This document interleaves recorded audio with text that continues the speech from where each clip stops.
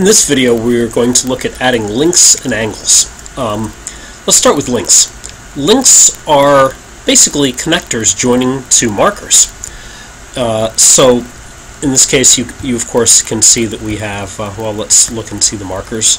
So you'll see as I back through the frames, I'm highlighting the various markers that I have. I've turned them all on so you can see them. There may be a cause to actually see some line segment joining these, either because you want to measure an angle later on, you want to measure the orientation of something, or sometimes links can be used to actually, if you look at how a link grows or shrinks, it may be the very best way to measure a velocity. So let's start by adding a link. We'll add a link from, say, the center point of rotation to the outer marker. Let's call it outer link. Select the first marker. It's going to be the center. The second marker is going to be outer, and you have a color that can go with it. Let's make it red to match the outer marker, and click OK. So there's that link. If I turn that on, I skipped a frame back, but now you can see that link is active. Let's add another link. Let's call this inner link. First marker is going to be the center, second marker is going to be inner, and we'll leave it as blue. Now, I want to mention something about the naming here. You really do want to make sure that each of these given names here is unique. You want to make sure there are no spaces in these names.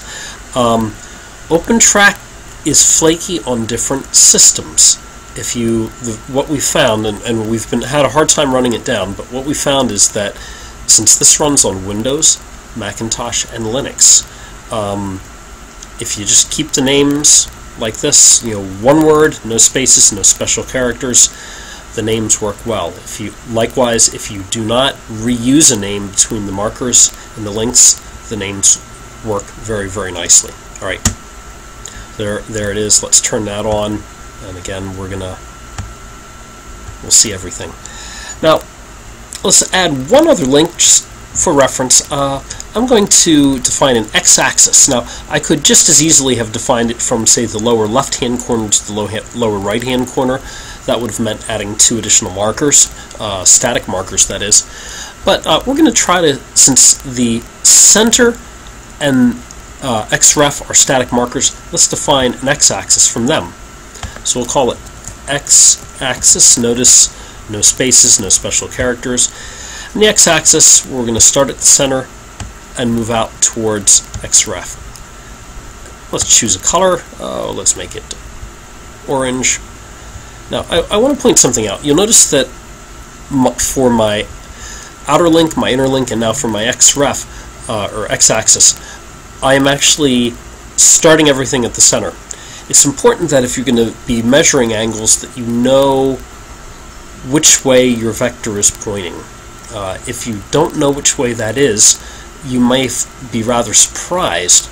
So, for example, if I wanted to measure the angle in between the red vector here, the outer link and the inner link, if my alignment were perfect, we might say that that angle is either 0, or if we're pointing both in the same direction, or if we're pointing in the opposite direction, both from the center, that angle should be close to 180 degrees. All right, so let's click OK, and there we have it. So we'll turn on the inner link, outer link, and x-axis. There it is.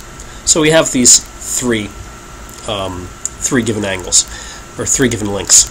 Now, let's add an angle here, and I think for the first angle, let's just see what that angle is, say, between the x-axis and that outer link. So we're going to add an angle. We'll call it outer angle. So now this is defined in terms of links. So it will be the first link.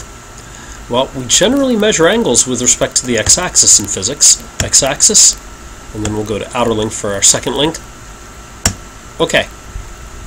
And let's add another one.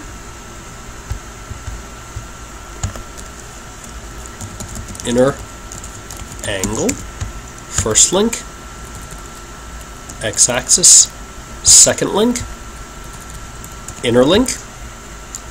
Okay, let's do one more just for giggles. Let's actually measure the angle between outer link and inner link. So what do we want to call this? Compare angle. First link, we're going to call it outer link. Second link, we're going to say inner link. And we'll actually graph this in a moment to see how good we are. Alright, so now I have 3 different angles here. I'm going to turn off this stuff, because for graphing I really don't need any of this. Because all we're going to do to begin with is, let's look at these angles. So as we do the plotting, okay, here's the previous plot I did. I'm going to just clear all, and I'm going to go down until I get to not link kinematics, angular kinematics. Let's look at orientation. Let's do a plot of that. All 3 will show up on the same graph.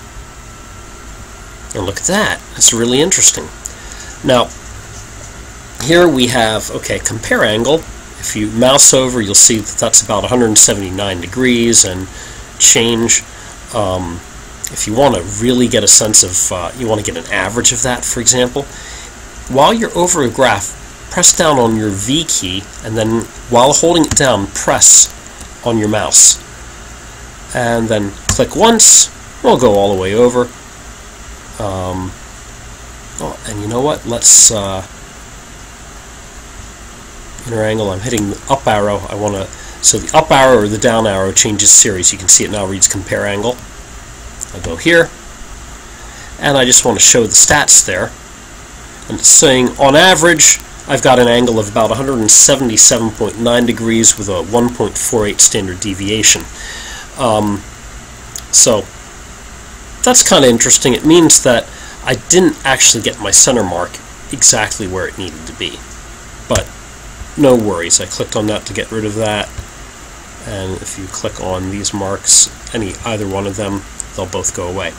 You'll notice also a really interesting pattern. So for example, inner angle increases up to 180, and then decreases. So you have this back and forth kind of motion.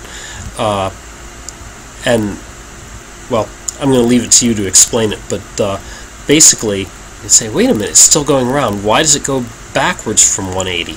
And that has to do with the way that angles are calculated using an arctangent function, and a special arctangent function that has a limit in its range from positive 180 to negative 180.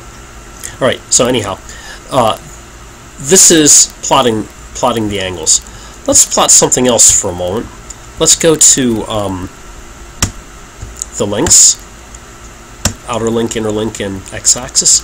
And now, by the way, you notice the angular kinematics, that just turned off because I turned off the angles. So link kinematics, that corresponds to what we have here. So we could look at the length, we could look at endpoint velocities, things like that. We could also look at orientations. Let's go ahead and do that.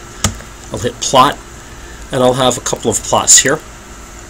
So one, x-axis, of course, this particular link has a constant length because it's between 2 static markers. Interestingly enough, we have a little bit of variation here. So again, if I want to get a sense of what's my average length, I can press down on the V key. And right now I'm on outer link, that's the red. Click there. And I can go over here somewhere, click there, show stats.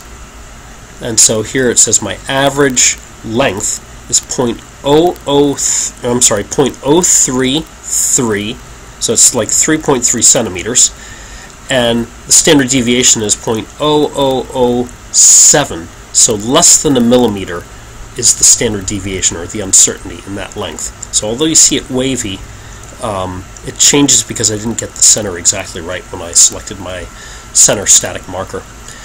Alright, so let's get rid of that. And let's go to the next plot here. And so, whoa, look at that. It's very pretty. Looks like a barber shop.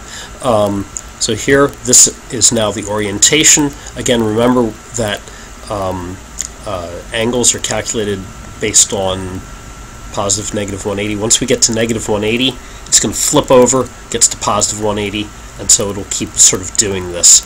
And later on, if you ever do an angular velocity of a given link, you will then understand why you suddenly get these huge jumps every so often in your angular velocities. Okay, so that's angles and links. There's much more, of course, that we could do with this stuff, but that's enough to get you started.